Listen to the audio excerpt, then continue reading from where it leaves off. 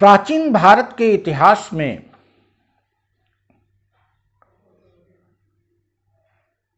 धर्म अध्यात्म की दृष्टि से, व्यापार वाणिज्य की दृष्टि से और राजनीतिक दृष्टि से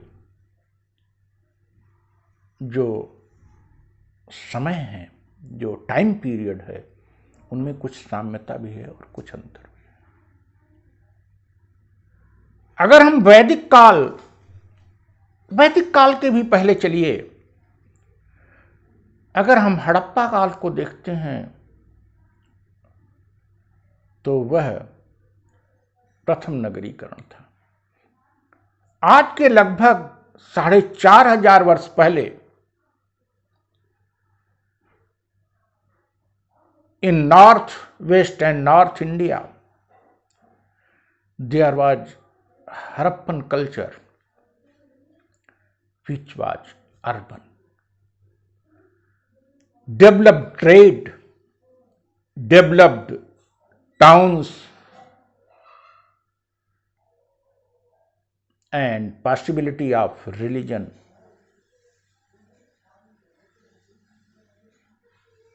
We see in this culture. अर्थात 4,500 साल पहले से लेकर लगभग 3,500 साल पहले तक, 800-900 साल तक भारतीय भूक्षेत्र में एक विकसित नगरीय सभ्यता थी। उनका कुछ धर्म था, सामाजिक रीति रिवाज थे और संभवतः उनकी लिपि भी थी। लेकिन जो भी रहा हो, धार्मिक और आध्यात्मिक दृष्टि से इस सभ्यता को उत्कृष्ट नहीं कहा जा सकता, लेकिन नगरीय नियोजन और व्यापार की दृष्टि से इतने प्राचीन काल में यह सभ्यता अचंभित करने वाली है और अमेजिंग है। इसके बाद देखते हैं तो 1500 बीसी से लगभग 600 बीसी तक, 500 बीसी तक 1000 साल का जो समय है, ये वैदिक सिविलाइजेशन कहा जाता है। अर्थात आज से 3500 साल पहले से लेकर लगभग 2500-2600 साल पहले तक यह 1000 साल जो है, यह ग्राम्य सभ्यता है। कबीलाई सभ्यता ग्राम्य सभ्यता का रूप ले रही है। नगरों का अभी उद्भव भी नहीं हुआ है। नगरीन शब्द मिलता है जरूर वैदिक साहित्य में, लेकिन बड़े नगर अभी नहीं है। वो 6th सेंचुरी बीसी में लास्ट में आ रहा है। लेकिन यह सभ्यता धर्म की दृष्टि से, अध्यात्म की दृष्टि से, ज्ञान की दृष्टि से उत्कृष्ट थी। व्यापार कमजोर था, नहीं के बराबर था, शिल्प कम थे, कृषि और पशुपालन ही प्रमुख आधार था, राज्यों का आकार छोटा था, छोटे छोटे जन बन गए थे। बट ज्ञान की दृष्टि से, धर्म की दृष्टि से, साहित्य की दृष्टि से उत्कृष्ट था। वैदिक साहित्य पूरा वेद, ब्राह्मण, आरण्यक, उपनिषद, वेदांग अस्तित्व में आया। Second phase, in first phase Harappan culture we see developed cities, urbanization, developed trade, but weak literature, may not be weak in view of religion, spirituality, knowledge, science, etc. But in Vedic period witnessed high quality literature, but it was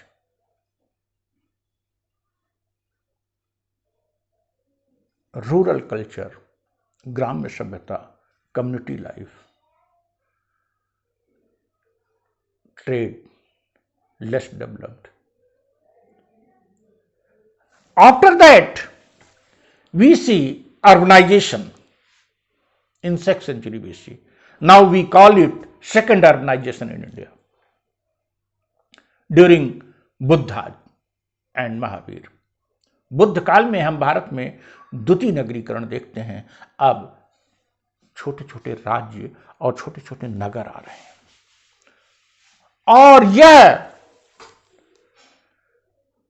600 BC से 300 BC तक का जो काल है, यह राजनीतिक दृष्टि से छोटे जनों का महाजनपदों में और महाजनपदों के संघर्ष के परिणाम स्वरूप मगध के डोमिनेंस के रूप में हम देख रहे हैं। राजनीतिक तंत्र तेजी से बढ़ रहा है। साहित्य में अब ब्राह्मण साहित्य के अतिरिक्त बौद्ध और जैन साहित्य भी आ रहा है। धार्मिक रचनाओं के साथ साथ अब धर्मेतर रचनाएं भी आ रही हैं। From 6th century BC to 3rd century BC, we see the appearance of Buddhist and Jain literature in addition to Brahmin literature. We see the transformation of small Jan into Mahajanpad and the dominance of Magadh. We see a lot of social changes, the seeds of which were sown during later Vedic period. हम इसी दौरान वर्ण व्यवस्था का विकसित रूप देखते हैं, जिसके बीज उत्तर वैदिक काल में आ गए थे। हम चातुर्वर्ण व्यवस्था और आश्रम व्यवस्था, जिसका संकेत मिल रहा था, आश्रम व्यवस्था की स्थापना हम देख रहे हैं, और हम सभी आश्रमों के लिए कर्तव्य और सभी वर्णों के लिए दायित्व और कर्तव्य का विभाजन देख रहे हैं। हम गोत्र व्यवस्था भी इसी समय देख रहे हैं। हम इसी समय देख रहे हैं कि कैसे प्रार्थना के स्थान पर, यज्ञ कर्मकांड के स्थान पर अब अन्य चीजें भी स्थापित हुई।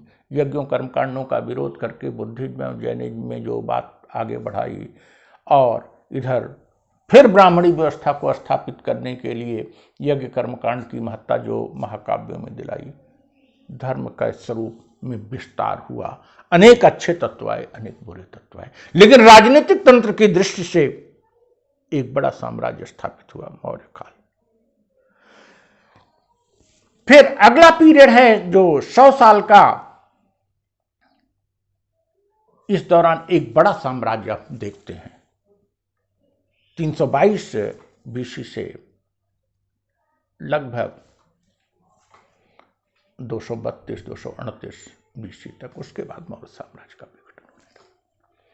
इसी दौरान दक्षिण में, अब इधर उत्तर भारत में और उत्तर पश्चिम भारत में 2nd सेंचुरी बीसी से 3rd सेंचुरी एडी तक हम देखते हैं साम्राज्य का विघटन, छोटे छोटे राज्यों का उदय, बाह्य आक्रमण, राजनीतिक रूप से उथल पुथल, लेकिन व्यापार वाणिज्य का विकास, साहित्य के विकास की धारा जारी रहना, दक्षिण भारत में भी संगम साहित्य के रूप में एक बड़ा साहित्य का आ जाना। अर्थात अब ये 500 साल राजनीतिक उथल पुथल का है, संघर्षों का है, बाह्य आक्रमणों का है, लेकिन व्यापार का विस्तारित होना है, कलाओं का विस्तारित होना है, और धार्मिक साहित्य और धर्मेतर साहित्य दोनों की दिशा में जो क्रम शुरू हुआ था वो जारी रहना है।